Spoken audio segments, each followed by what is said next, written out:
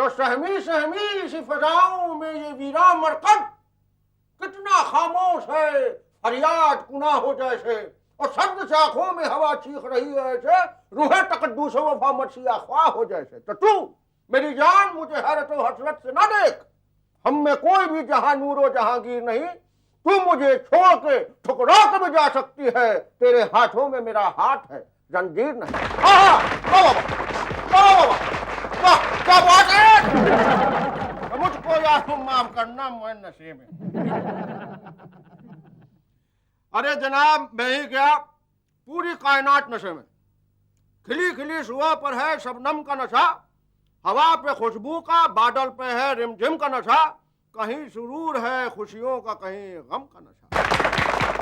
प्रकृति के इतने नशों को छोड़कर बरेली में हमारे एक दोस्त हैं इसहाक। इसहाक भाई हमेशा दारू के नशे में टुन्न रहते। फिक्स। मैंने पूछा इसहाक भाई तुम्हें क्या गम है? बोले मियां मेरा सबसे बड़ा गम मेरी बेगम। शराब पीने वालों में एक बड़ी अच्छी बात होती है, वो किसी से विश्वासघात नहीं करते जिना, क्योंकि कोई उन पर विश्वास ही नहीं करता। इसहाक भाई खुद भले ही लुढ़क जाए, बोतल को नहीं लुढ़कने देते ना। एक दिन इसहाक भाई ने घर में घुसते ही अपने बेगम को चुड़ैल कह दिया।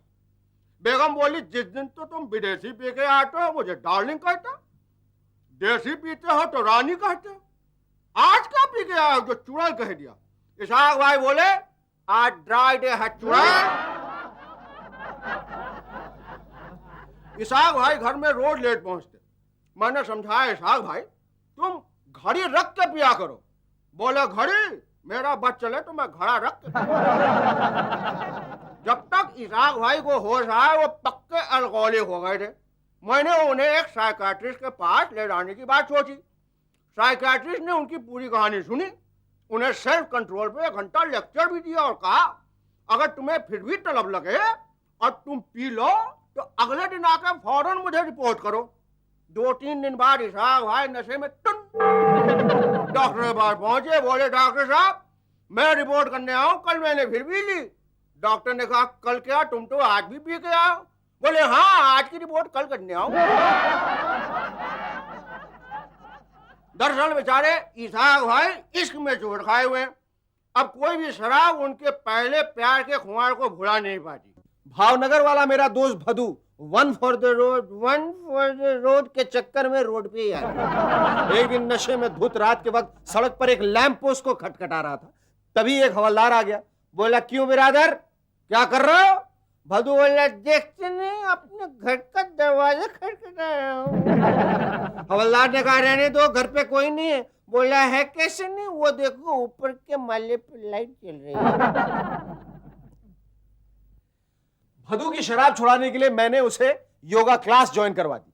10-15 दिनों के बाद उसके घर गया, उसके बीवी से पूछा योगा से भदू को कोई फायदा हुआ? बीवी बोली बहुत फायदा हुआ, अब वो शीर्षासन और शवासन करते हुए भी पी सकते हैं। उस दिन रात को 2 बजे भदू घर लौटा, देखते ही बीवी चिल्लाई ये वक्त है घर आने का, मैं कब से बैठी तुम्हारा इंतजार कर रही हूं कि तुम आओ तो मैं सोऊं। भदू बोला और मैं कब से बाहर खड़ा इंतजार कर रहा था कि तुम सो तो मैं आऊं।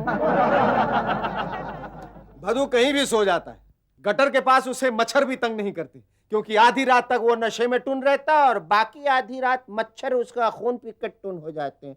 मक्खन सिंह के पहले 2-3 पैक तो मेड एंड ओवर की तरह खाली जाते हैं। एक दिन मक्खन भाई मुझे नशे में टुन मिले, कहने लगे ओ शेखर भाई आज मजबूरी में मुझे पूरी बोतल खाली करनी पड़ी। मैंने पूछा ऐसी क्या मजबूरी थी? बोला हम पीने तो 4 जन बैठे थे पर बाकी 3 पीते ही नहीं थे।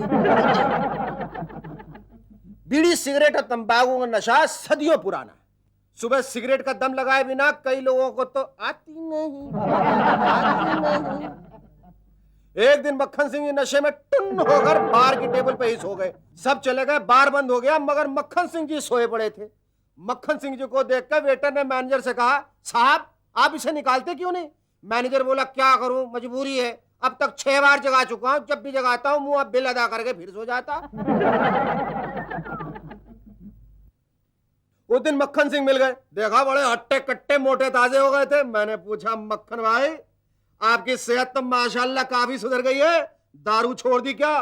बोले नहीं शेखर भाई, डॉक्टर ने बिल्कुल बंद करने को नहीं कहा था, खाली खाना खाने से पहले एक पैग पीने को कहा था। मैंने कहा गुड, इसलिए सेहत काफी सुधर गई है। कहने लगी सुधरेगी कैसे नहीं, डॉक्टर ने खाने से पहले एक पैग पीने को कहा था, इसलिए दिन में 8-8 बार खाना भी तो पड़ता है। किन मारी पिचकारी तोरी भीगी अगिया, रंग रसिया मन बसिया रे, रंग बरस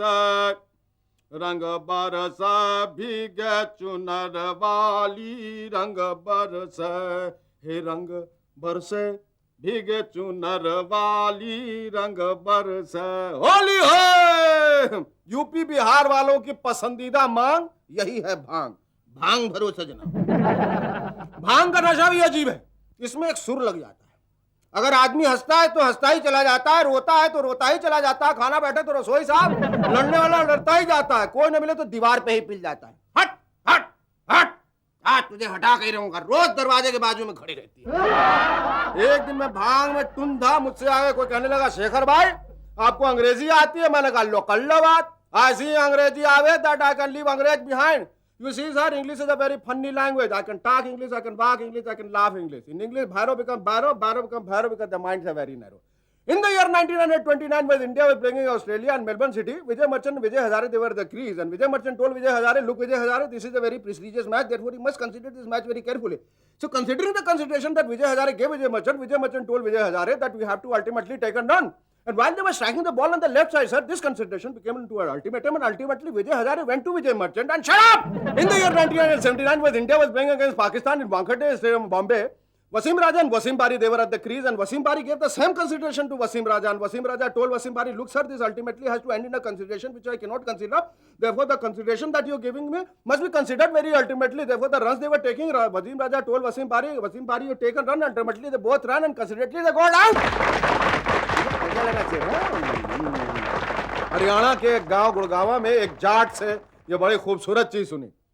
अरे भंगिया के खेत विच गधा घुस गया जात, घास फूस खाने लगा भंग को न मुंह लगात, लोग बाग कहने लगे हरी भंग क्यों न खात, गधे ने जवाब दिया सुनो भाई ध्यान धर, आदमी से बने गधा मैं तो हूंगा खुद ही खर, मेरे और भी बिगड़े रंग बाबा भंग के बिसारे सभी रंग।